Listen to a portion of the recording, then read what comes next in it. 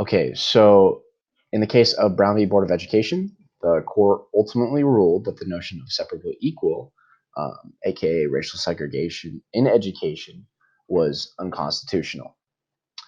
This case originated when the daughter of Oliver Brown was denied access to the schools closest to her, requiring her to attend a segregated black school farther away. Along with the Browns, 12 other local families enacted a class action lawsuit in the U.S. federal court system. The court rendered a verdict against Brown, relying on the precedent set by the Plessy v. Ferguson decision in 1897, which ruled it not to be a violation of the 14th Amendment and not to be unconstitutional, meaning that the separate but equal rule would stand.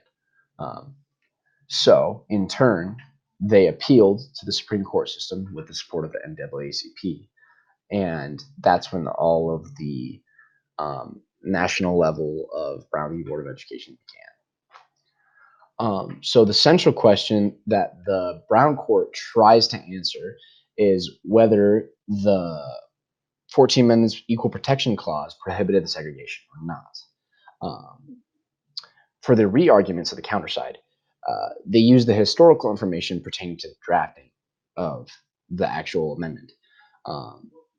While the argument of the Brown side saw this as not necessarily problematic, but incomplete in a sense. A quote would be, "This discussion and our own investigation convince us that although these sources cast some light, it is not enough to resolve the problem with which we are faced. At best, they are inconclusive."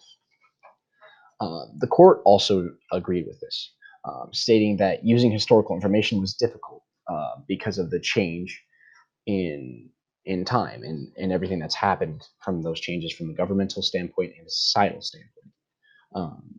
In 1868, for example, education was mostly available to rich white children who could afford private institutions, while the education of black children was mostly non-existent and even in some southern states illegal.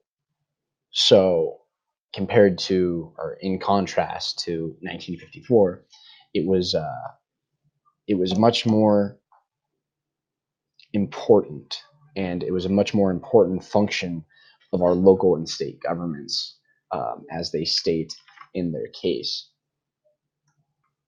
The effects on education after the decision of Brown v. Board were vastly different in different areas of the country. For example, in the Deep South, specifically in 1957 in Arkansas, a governor used his state's National Guard to block black students from entering Little Rock High School. And in turn, Eisenhower responded by deploying elements of the 101st Airborne Division. So obviously, a lot of people in the Deep South were very quick to reject this. Even like specifically in Florida in the same year, it was mixed, but they tried to declare the decision null and void. So a lot of people were very quick to reject the decision of Brown v. Board of Education. In the upland South, it was slightly less problematic, I'd say. They were kind of more accepting, but also it was just as harsh in some areas. They accepted the decision in North Carolina, but they rejected it tactically. In the meaning of this is Greensboro was the first city in the South to comply, so they were complying with the decision. But others in the city, however, resisted integration by putting up legal obstacles. And by 1971, they had finally begun to implement full integration, becoming one of the last cities to do so, as opposed to being one of the first ones to do it. Schools in Virginia shut down. They had 10,000 children go without even having schools, just simply because they didn't want to integrate.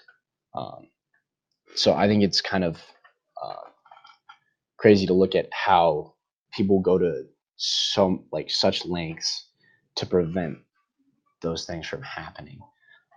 In northern states, it was vastly different than it was in southern states. People were much more accepting, and while maybe the state government wasn't necessarily as they weren't trying to make that change happen as much. It did spark a lot more activism and change in northern states. And that kind of brings us into the fifth question, um, or the fourth question, I mean, well, where it kind of puts this same situation in employment, in race and segregation in an employment situation. I think it creates another situation where, like in Brownlee Board, they talked about how it makes that one group of people feel like they're less, or they're more inferior, and it's just there's no place for that in society because it doesn't have advantages, it just has disadvantages. um, some people are going to be naturally at a disadvantage at that point, and that's not what the United States is supposed to be about. It's supposed to be about the equality of opportunity, and I think that would be highly problematic, just as the education system was. Some people aren't going to get the same chances, and those are a lot of the harms that you're going to see. Is you're not going to see as many successful people, not as many diverse, successful people as there are today. Thank you.